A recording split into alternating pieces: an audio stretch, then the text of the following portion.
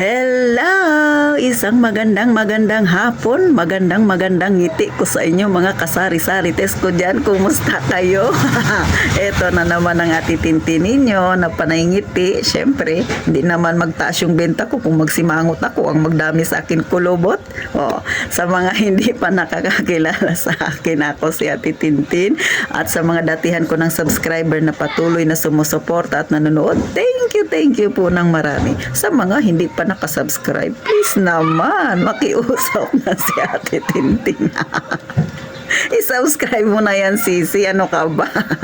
At saka, syempre, palike na rin ang video na ito kung may matutunan ka. At sana ma-share mo rin, sisi, ha?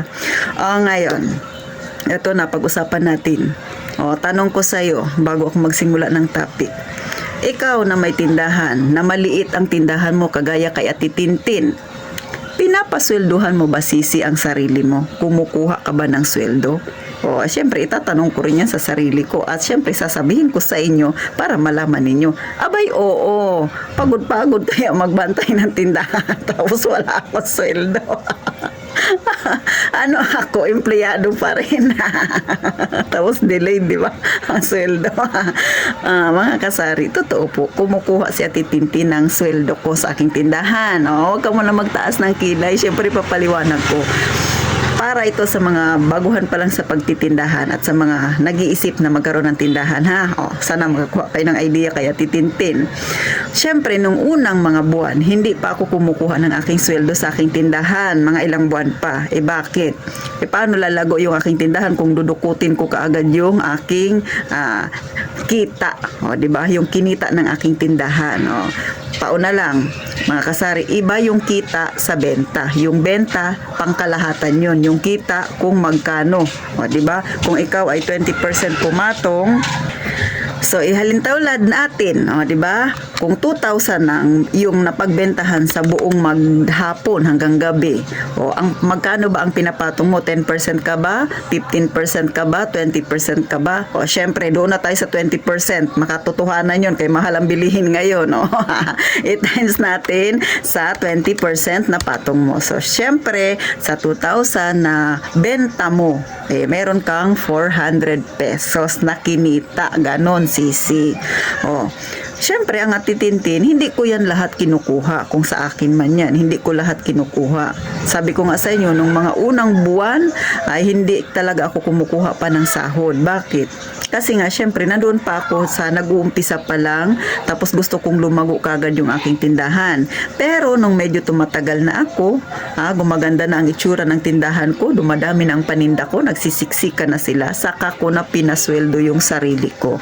Pero, sa 400 na yan, halimbawa lang kung bumenta ako ng 2,000 sa buong maghapon, so ang kita ko doon ay 400 dahil 20% ako.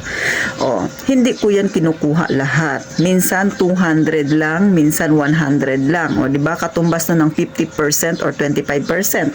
50, nasa 50 lang yan. Tama, 50%. Kung 100% yung 400, so kalahati lang. So, minsan 1/4 lang. So, ganun lang magkuha si ate Tintin. Bakit ba? Siyempre, paano mo mapaparoling yung tindahan mo kung kunin mo lahat yung kinita mo? Hindi magbalik-balik lang yung paninda mo.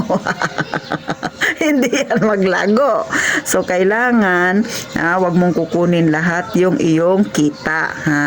At kung ikaw ay may pamilya, kasama mo anak mo, kasama mo ang asawa mo dyan, tapos dukot ng dukot, sisi, ilista mo.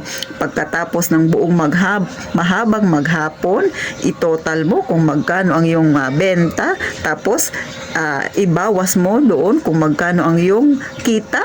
At syempre pa doon sa kita mo, ibawas mo yung dinukot ng iyong mga alipores dyan. Kasi, wala nga naman libre yan sa tindahan. Walang ganon, sisi. Mapurdoy ang tindahan mo, sisi.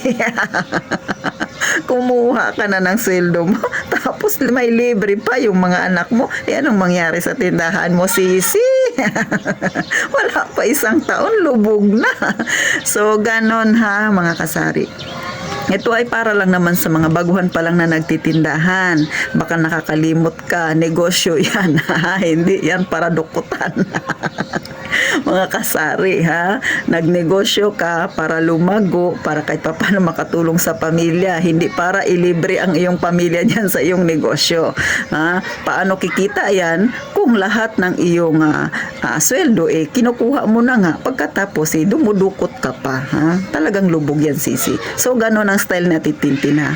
Kayo ba, ano ang style ninyo sa inyong tindahan? Comment nyo naman sa baba para mabasa ng ibang mga subscriber natin, mga kasisi natin na medyo struggle, ha. Pero ang Ate Tintin po ay ganon.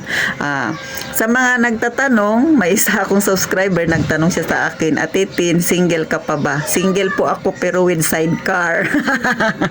Kasi ako ay single parent. So isa lang po yung anak ko. Yung anak ko ay binata na, si Ate Tintin ay may edad na. Ako po ay turning 45 years old na, ha, mga kasari. May edad na si Ate Tintin.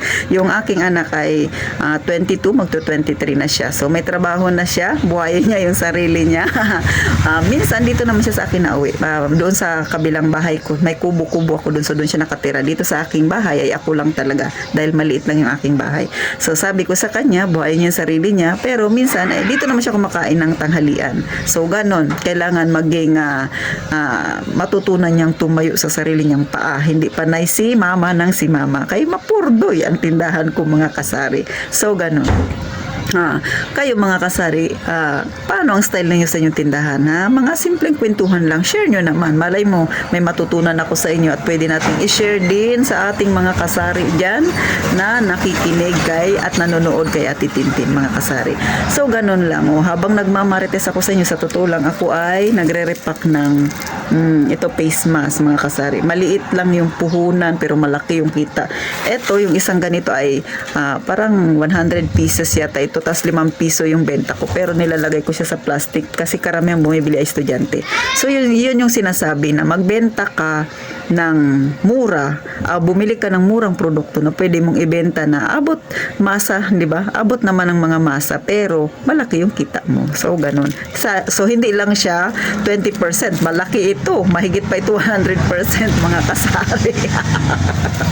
Pambira si Ate Tintin, di ba? Matindi magtubo. Kasi gano'n naman ang bentahan dito, 5 piso. So sa iba kong mga kasama mga kapares na mga may tindahan dito sa amin, so wala na masyadong nagtitinda ng face mask. So ako nagtitinda pa rin. Bakit?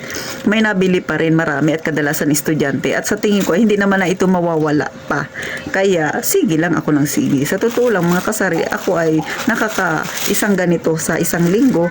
Minsan maliban pa dyan, may 3D pa ako sa mga ganito. So ilan lang yan sa mga style na Tintin, di ba? Na mura kong binili. Katulad dito, 10 pesos na lang ang bili ko. Tapos 10 pieces siya. Sa 10 pieces, so 50 pesos. Iles ko yung puhunan na 10 pesos. So may 40 pesos ako na kita. So sa 40 pesos, syempre mayroon pa akong plastic na nilalagay. Sabihin na natin 30 pesos yung aking kita, o di ba? Okay na. Hindi siya 20% malaki. Malaki ang kinita. So ganon lang, mga kasari, ha. So paano? Sana natuwa kayo kay Ate Tintin. Sana may natutunan kayo sa simpleng kwentuhan natin, sa simpleng maritesan natin. Sana ang buong maghapon ninyo ay maging kapakit-pakinabang at maging masaya tayo. Sana biyayain tayo ng Panginoon sa buong maghapon na ito. At gaya nga ng palagi kong sinasabi, sisi, mag-iingat tayong lahat palagi, mga kasari.